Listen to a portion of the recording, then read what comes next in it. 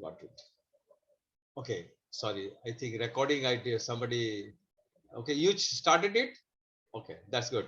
That's Yes, thank you, yes, yes, thank you. yes, I did. I forgot it now. Anyway, Yeah, it's so all right. thank you. Yeah, yeah. So this clay minerals have got octahedral layer. What is octahedral? You see, the octahedral is nothing. Very simple. You take two pyramid. You take two pyramid. This you see here. There are two pyramids. There top pyramid, bottom pyramid, and you join both the pyramids on this base. You join all the pyramid the base. You have a structures. Octa means 8. So these structures are 8 faces because every pyramid that you get has 4 faces and there is a base. Okay. Now we join this pyramid upside down. That is from the base. You have 4. This one is 4. This one. So we have 8 faces. That is called octahedral structure. And these silicates are mostly have octahedral structures. Okay. Now this is the top view and octahedral because if you this is because it's a two-dimensional picture. It may not be very clear. If you have pyramid in your house, some glass pyramid you have kept in your house, you can just go and keep it and see how it looks. Okay, that's how it looks. So basically, most of the silicates are octahedral, are also tetrahedral. Now, if you go yeah. So you have two types of structures, clay minerals. One is tetrahedron, another octahedron or tetrahedral structures. Here you see this is it. There are 4 faces. Here's the 8 faces. So in a tetrahedral structures, you have the silicon in the middle, and you have oxygen surrounded by it. This is a silicon tetrahedron. And if it's aluminum octahedron, you have aluminum or magnesium, either of these two. Then you have this oxygen surrounding it. So this is how, and you see the distance is how much? 0.29 nanometers. Nanometers is maybe millionth of a meter. Okay. So this is how it looks. This is structures. Just for your information, I'm saying this one. This is again same octahedral tetrahedral structures. So that's this is only pictorial presentation. So let's not go into detail of this one.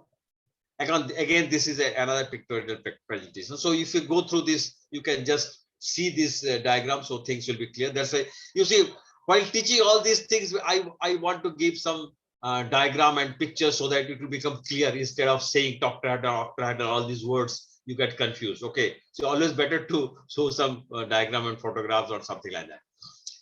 Now, so chemical composition of clays. Now we said this is either a tetrahedral or octahedral structures, and major components of a clay is silicon.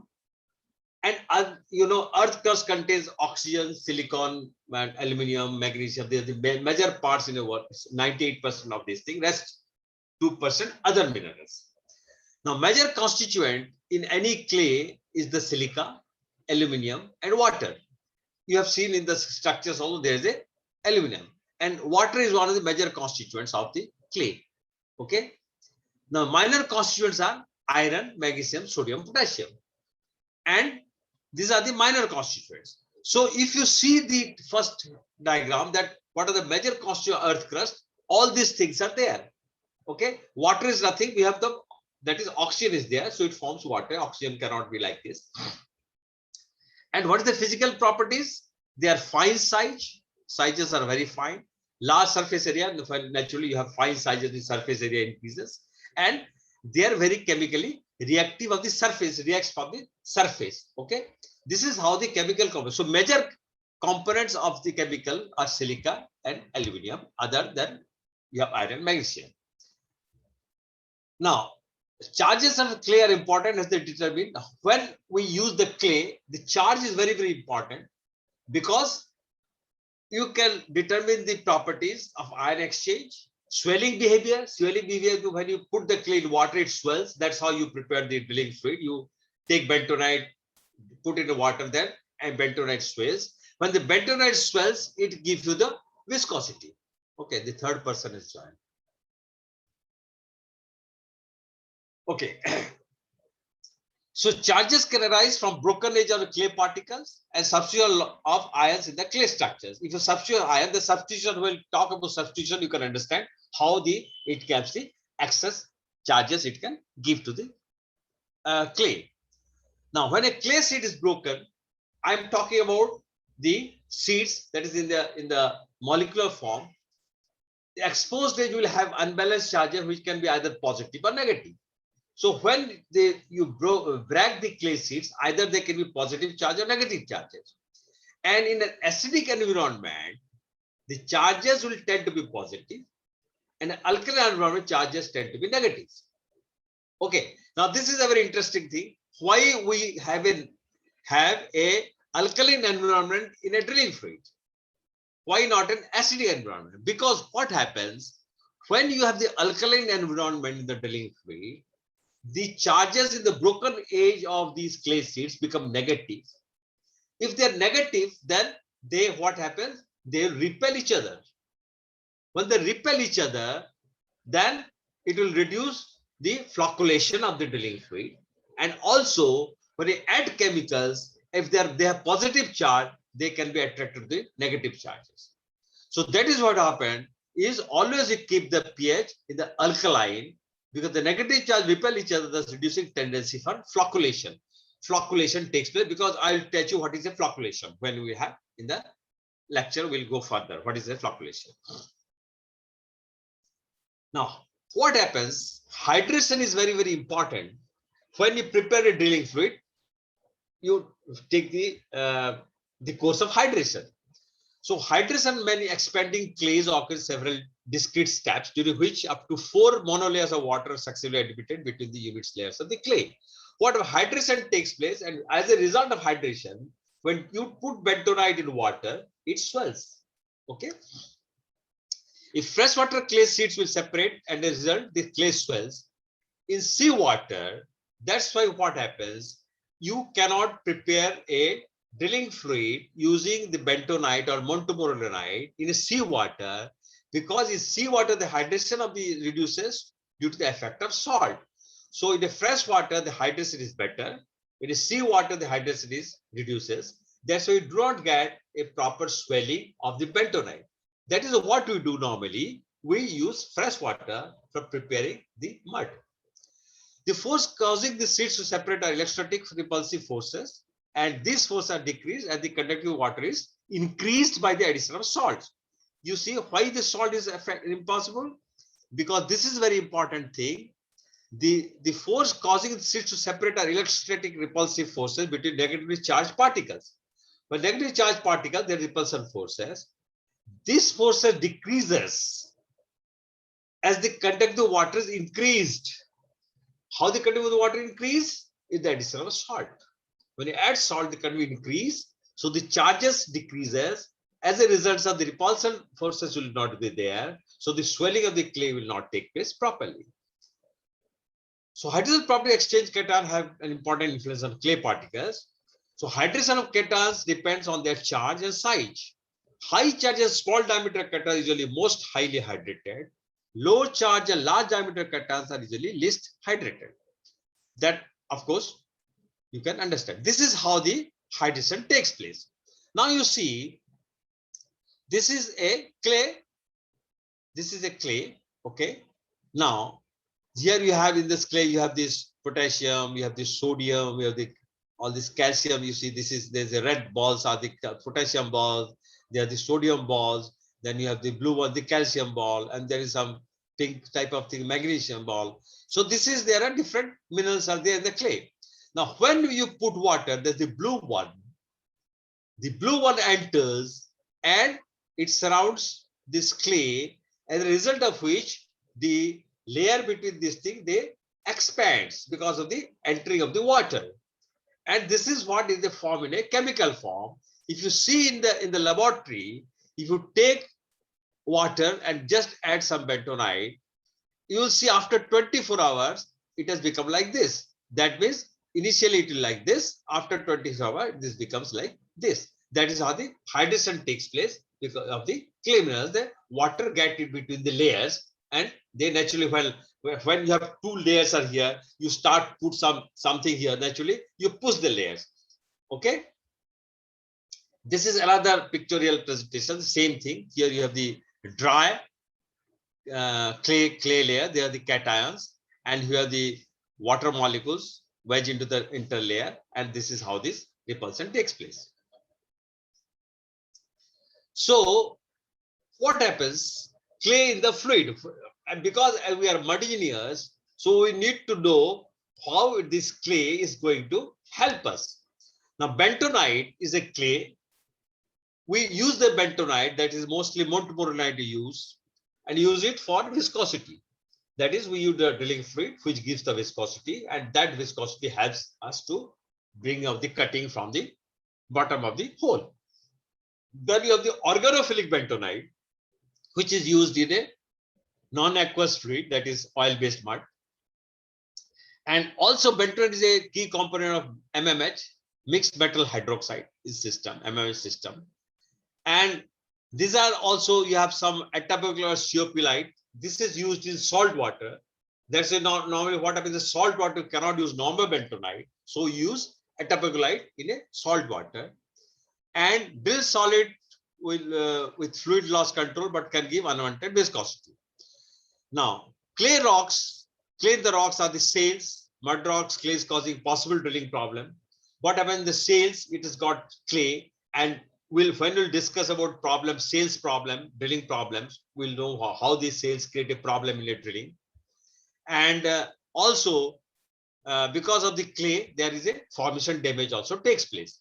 So that is why clay are important for a mud engineer to understand, because it first thing, you need the clay, you prepare the mud, you need it, but also it plays some negative role also, like the shale, which create a problem for you, and also it will have lead to formation damage.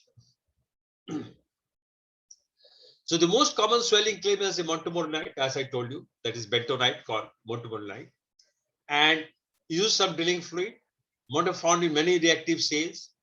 Montmorillonite some sandstone also. So the amount of water taken up by montmorillonite depends on how much water the montmorillonite will take for swelling, depends on layer charge in clay, nature of exchangeable cations, and nature of external solution. What is this exchangeable cation? Now what happens here, you see, this is a clay, and in the surface you have the positive charges. Now when you add potassium here, KCl solution, this sodium is displaced by the potassium ion, and you have potassium here. Okay, so what happens? Why this is this displacing? If you see this one, if you see, this is the chart, this is very important here. Now hydrogen can displace calcium, calcium can displace magnesium, magnesium can displace potassium, potassium can displace sodium, sodium can displace lithium. So what happens when you have montmorillonite and you are adding potassium chloride to that, this potassium displaces the sodium. So this is a very interesting thing here. And at equal concentration, potassium will displace more sodium, then sodium will displace potassium at equal concentration. But if sodium concentration is more, then sodium can displace potassium also. So what happens when we drill cement?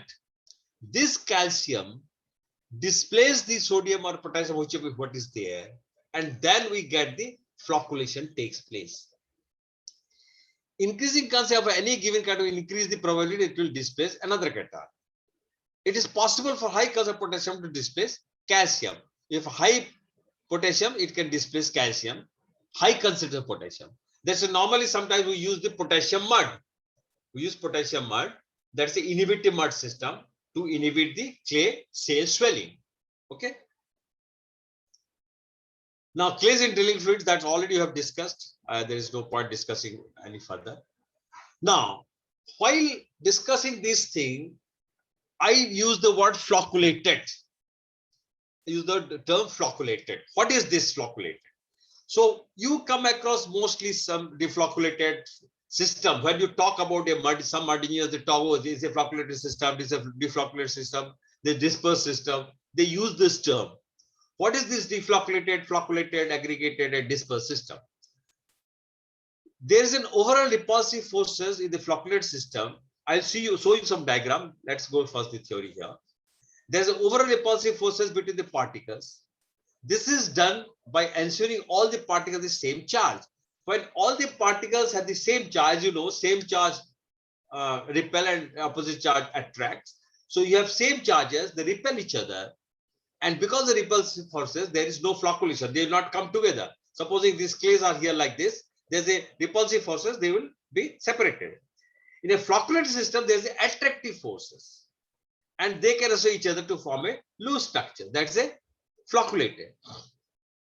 Now, the clay sheets are all still attached to each other in a aggregated. Each other hydration has not occurred. The hydration process has been reversed. Now, dispersed is where the aggregate have all been broken down. Now, if you see this, there is a diagram I will show you how you differentiate between these things. Now, you see this is a dispersed system. These are the clay particles and they are separated. They are separated. Okay. So they are separated each other. This is a dispersed system. Now, if you look the flocculated system, you see they are joining. So as a system may be described as flocculated when there are net attractive forces of the particles and they can associate with each other for loose structures. You see here they are separated. Here they have become attached to each other. So that becomes a flocculated system. Now, if you see this diagram, this gives you more clarification. Now, dispersed or deflocculation. So when there is an overall repulsive force between the particles, that is no association of particles. All the particles are separate. There is no association. In a flocculated system, there is a net attractive forces. Particle associated to form loose edge to edge. Now this is a very interesting thing. Now, supposing there are two particles like this. In a particle, this is the edge. This is the edge and this is the face. So when these associate form loose edge to edge, if they are attached like this or edge to face, either they attach like this or they attach like this, then the flocculation takes place.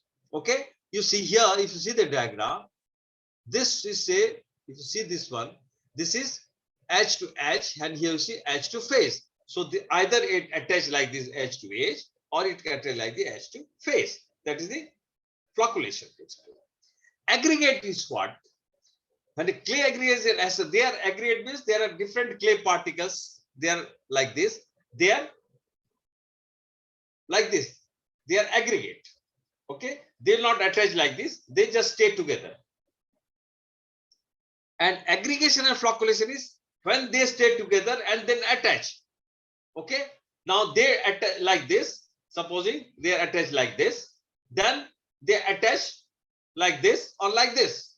So you have, this is the aggregate. This is in the flocculation single particles. They attach like this or like this. And in aggregate, they are like this aggregate.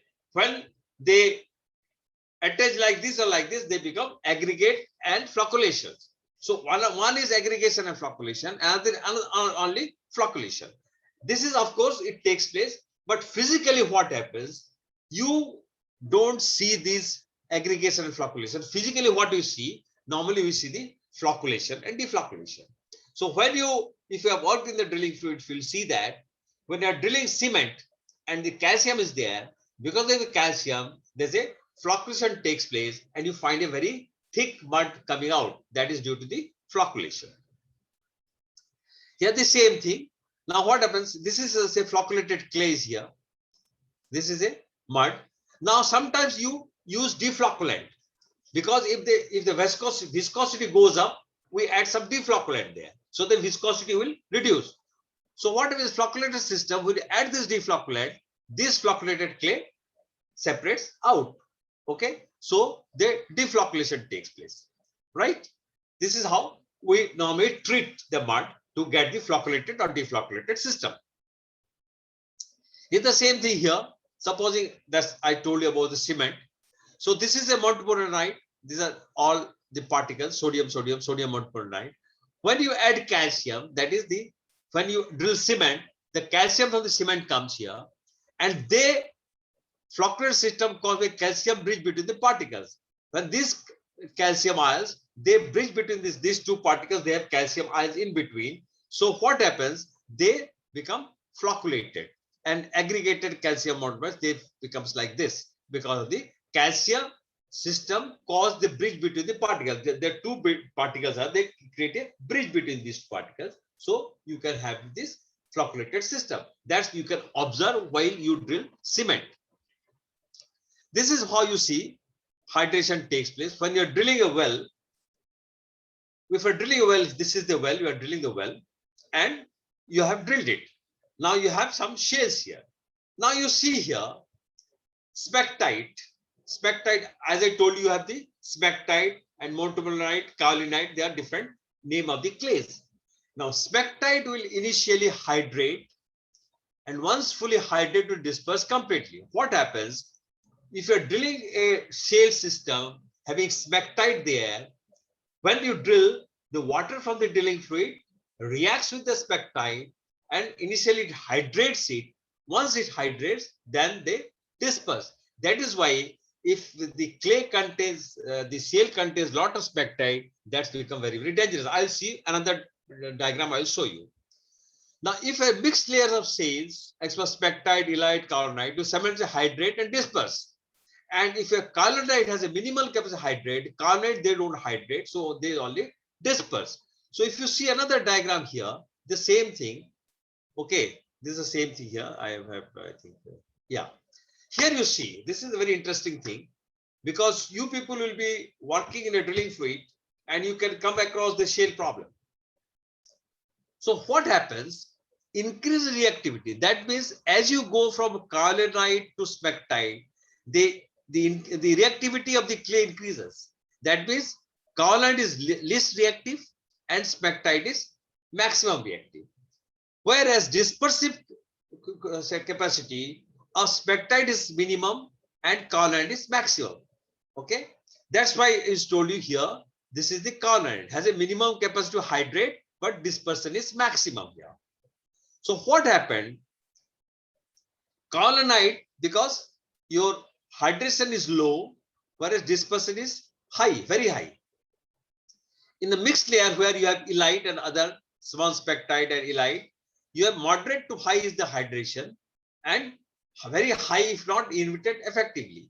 And this smectite is hydration high and dispersion is not that high. So what happens when we drill a well and we are encountering a shale section, we first, before sometimes we take a sample of the shale and we subject to some different testing to know what is the major clay present in that shale, whether it contains a lot of smectite or lot of kaolinite or illite, and accordingly we decide on our drilling fluid treatment. Okay, we must decide which type of drilling fluid to be used. So we can use, if it is a highly reactive, that is it contains smectite, then what we do, we normally use a drilling fluid, inhibited drilling fluid. So less of water, either oil based or we use other KCl system, potassium KCl, PHPS system, some system we use, so that it will not allow it to hydrate. But if you are having a lot of kaolinite, what we do, because it doesn't hydrate, hydration is very low, we normally try to maintain a higher density so that it will not disperse, will not fall down and disperse, and we encapsulate it. And encapsulation we'll study in some other lectures. And this is how what happens. There's clay platelets. This is a spring type of thing. So it swells. This is when a shale is drilled. When you drill the shale, it happens like this. You see, this is the shale. This is a picture of a shale, actual picture. This is a diagram. The actual picture you see, this is like this. When it is hydrated, it becomes like this. So it has, like a spring, it has gone up. You see this one, you see this diagram. So this is how what happens. Earlier it was like this. After it taking water, it has become like this, and you can see this one. This is what happens normally. So what we do, we normally, to increase the viscosity, we increase level of solids, we add high molecular viscosifying polymer, flocculate with calcium, other polyvalent cation, flocculate with salt, some flocculation with low pH conditions. So what happens if you increase the viscosity of a drilling fluid? Okay. So what you do, increase the level of solids. That's why you see when you have a lot of solids, your PV goes up because the viscosity increases. Or we add some high molecular weight viscosifying polymers. Sometimes we add CMC or some other polymers, carboxylic cellulose, some polymers. Or we can use calcium, other polymer and cation to flocculate it. Or we can add salt to flocculate it. Or we make it lower the pH. That is, we lower the pH from, suppose you are maintaining a pH of 8.5, we lower it to 7.5. Then also, if you sometimes if you want a flocculated system. So if you decrease, if you want to increase the viscosity, you do like this. If you want to decrease the viscosity of the liquid, what you do, we dilute with water so that you have more water, more area. Then we add some dispersive chemicals, low molecular polymers to disperse it. You remove calcium, we're removing calcium by adding some carbonates. Okay, so either with sodium carbonate or sodium bicarbonate you remove. So that calcium, whatever you eat carbonate, it forms calcium carbonate. Calcium carbonate precipitates out and goes out of the solution. And we disperse with higher pH conditions. So what happens is normally what you do, being a mud engineer, you must know that if you want to viscosity, you make this treatment. You want to decrease the viscosity, you make this treatment. This is a sideline of this chapter I am telling you. So you see here, now this is a fresh water and this is a salt water. You see in the fresh water and the salt water, you have added bentonite in both the cases. You see after 72 hours in a fresh water, the bentonite has become like this. It is the actual picture. This is not a diagram, the actual picture. But this is after 72 hours, it is hardly swell much. So that's why we cannot use bentonite in a what you call in a seawater. So when if you are using you are drilling in an offshore location, what we do, either use some other polymer, that is the xanthan gum, to use mud, or if you are using bentonite, you use fresh water to prepare the bentonite, then dilute it in the seawater. Okay. Now you see here how this, that's why, what is the purpose. Now from the graph, you see the graph, this is viscosity, this is the pH. Now you see here, at pH of 2 to 4, your viscosity is high. But as you go between pH 7.5 to about 9, the viscosity is very low. And after that, again, viscosity increases. So from the graph, it can observe that the viscosity of bentonites has been lowest at the pH range of 7 to 9.5. This is one reason why most water-based drilling fluids are run in this range, because also pH value above 10 sometimes create viscosity higher than optimal. So if first thing at this range you get the minimum viscosity, you don't, and then you increase it if you want to increase it. And this is also alkaline range. We normally do not use acid mud because it leads to corrosion. So we would need to have an alkaline range. Then somebody may ask, if it is alkaline region, why it is between 7.5 to 8.59. The reason is this one, because we get the minimum viscosity at this range. Maximum yield, minimum viscosity. So this is about clay chemistry. And as I told you, the name of this particular class is clay and polymer. So let us read something about polymer chemistry. So basically, this is the gist of the clay chemistry is that this is our octahedral and tetrahedral structures, and it swells and in normal water, and we use it for our drilling fluid and also shale. Now, if you go to polymer chemistry, polymer also is extension of these things. So you see, we have polymers in our day-to-day life. The mobile that you are using, or the laptop that you are using, what is this? The earphone, everything is polymer. Everything in that's why I say there was a rock, there's a steel age, then a copper age, then the steel age, now it's a polymer age. So in day-to-day life, we use polymers for everything, starting in the morning, the toothbrush and the comb, everything is polymer. The clothes that we wear, the shoes that are the walking shoes, is polymer again, everything is a polymer.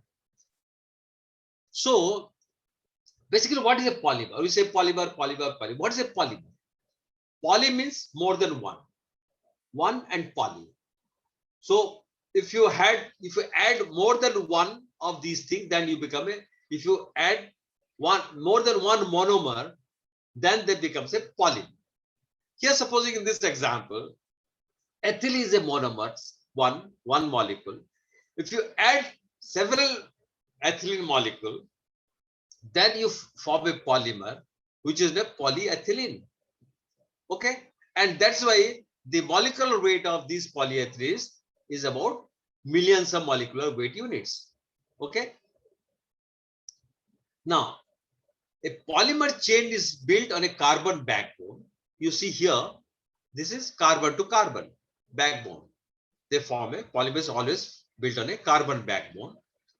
A monomer consists of small carbon chain attached to a specific type of functional group. Here you see this is attached to hydrogen. This carbon attached to hydrogen. So you add this thing. The functional group is what gives each polymer chain its individual characteristic. So if it is a ethylene, then we call it polyethylene. If it's another chemical, then there will be another name to it. Okay. So the name comes from the functional is what gives each polymer chain its individual characteristic. It gives the characteristic of that individual monomer. Polymer chain interacts with one another, becoming entangled. Polymer chain also form cross links with adjacent chains, which allows polymer to hold it safe and gives added strength. So what happens, you like suppose same thing, if you take wire, you entangle the wire, then it gives some very strong instead of single wire. Same thing with a thread also, you take normal thread, entangle it, it is very difficult to break it. So you can always break a single thread. If you entangle thread, you cannot break it. That's what it happens. The polymer, they get entangled, then you have a very strong polymer you can get. So how you classify the polymer? We can classify the polymer based on the source from where you get it, based on the structures, what is the structure of the polymer, based on polymerization, how you polymerize it, method of polymerization, and based on the molecular forces. So this is how you classify the polymers. Now, how these polymers respond to heat?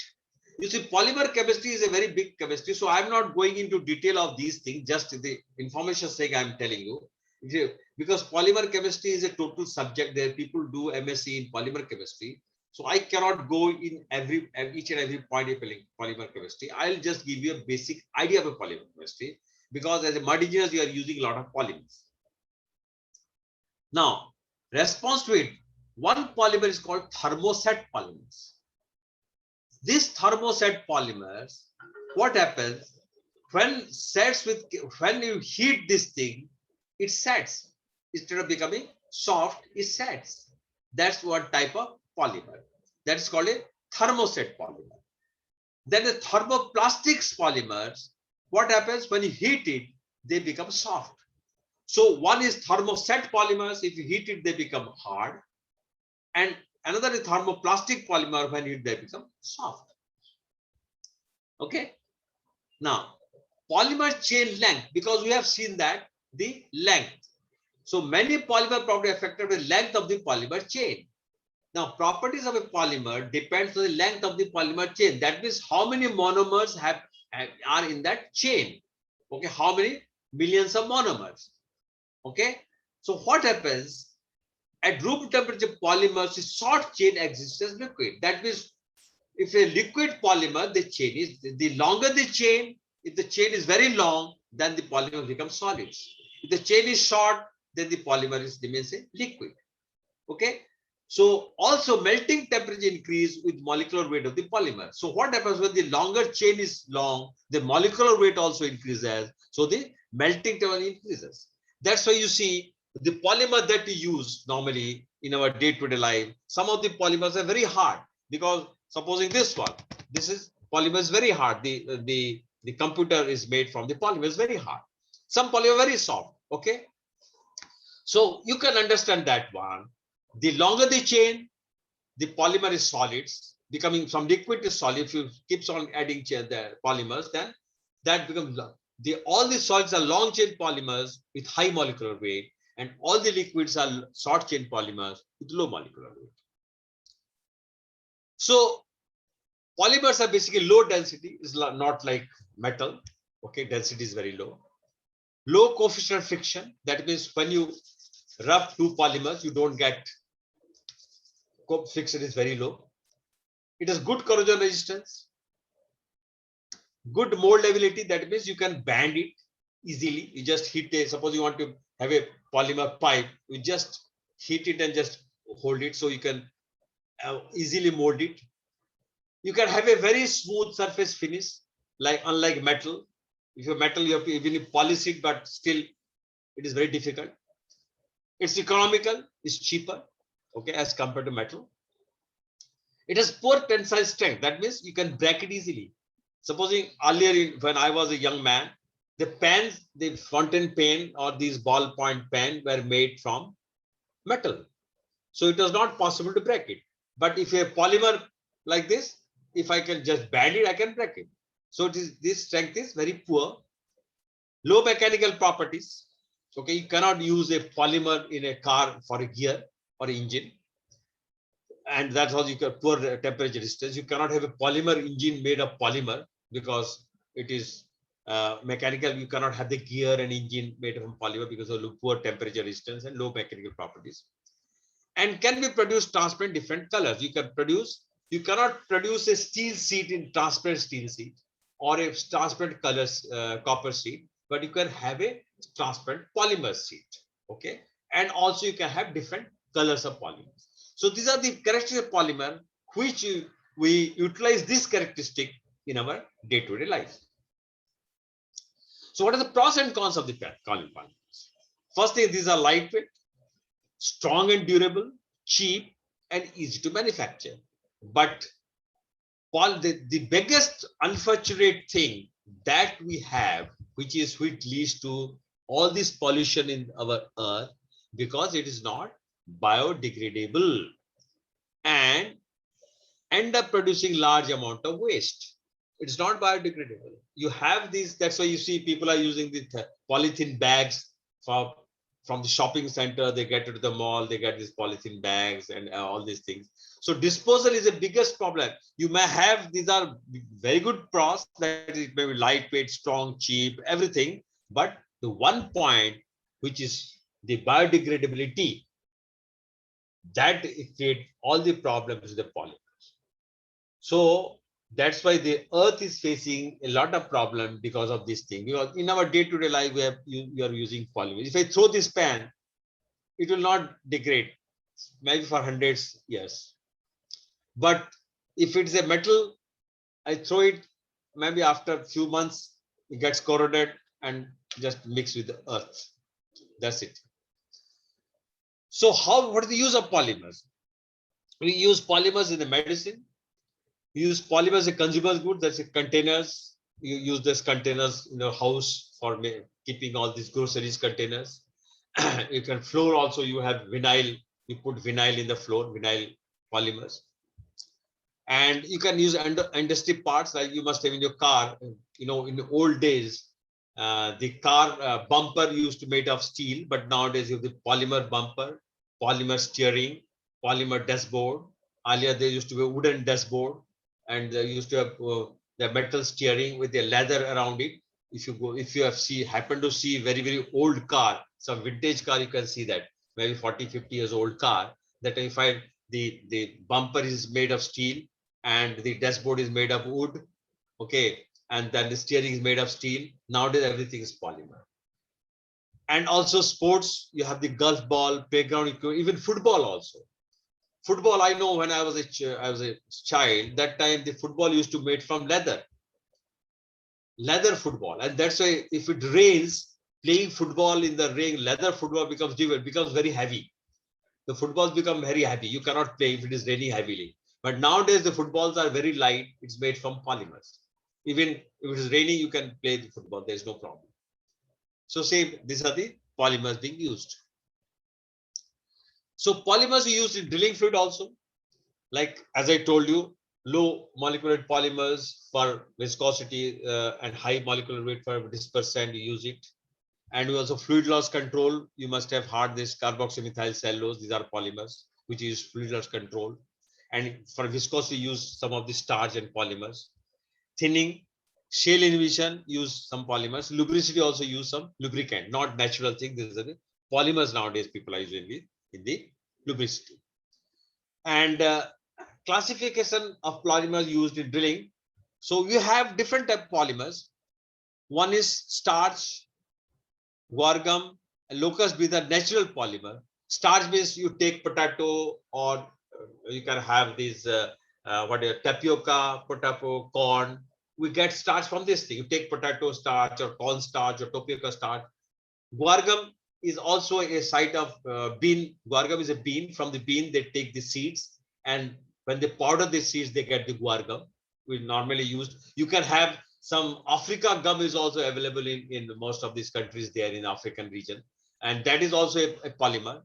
And locust bean gum, that's another polymer. There's the natural polymers, and there are some modified polymers. That is this carboxyl methyl cellulose, polyaniline PAC, and xanthan gum. These are all modified polymers, and xanthan gum is used for preparing the drilling fluid. And we use this guar gum and xanthan gum for viscosity. These are polymer. One is a natural polymer, guar gum. Xanthan gum is a modified polymer. The starch also use starch for fluid loss control, and starch also minimal viscosity. Starch is co-precipitated with calcium to add the mud containing dissolved calcium salts. So we use starch, and you can use this potato starch, corn starch, tapioca starch. That's what I told you. These are the natural starch. You take potato, these are the natural starch. It's not modified starch. Okay. Then you have this PHPA. It's an anionic polymer, and PHPA is used if whenever I will teach you about the shale problem, it is used as an encapsulator, because when you're studying about clay, you know, some of these clay get dispersed. Okay. When they get dispersed, so they will increase the total volume of the clay particles inside the mud. So if you have encapsulator, that means encapsulator, suppose it is a clay particle. If you just leave it, it gets dispersed like this. So what happens in this clay particle, if I encapsulate it with a PHPA, so this clay will be encapsulated, that means covered with the PHPA, so it cannot get dispersed. Okay, so if you cannot get dispersed, you can just take it out. So this thing is critical in buying the time. So what happens, you see, the inhibition can be critical buying the time necessary to complete installation of sloughing or swelling clay. So when the sloughing swelling clay, they can use it as a PHP as an encapsulator. So this is all about the clay chemistry and polymer chemistry. And anybody has any question, you can just ask, or else I can stop this and go to change to another class. So anything?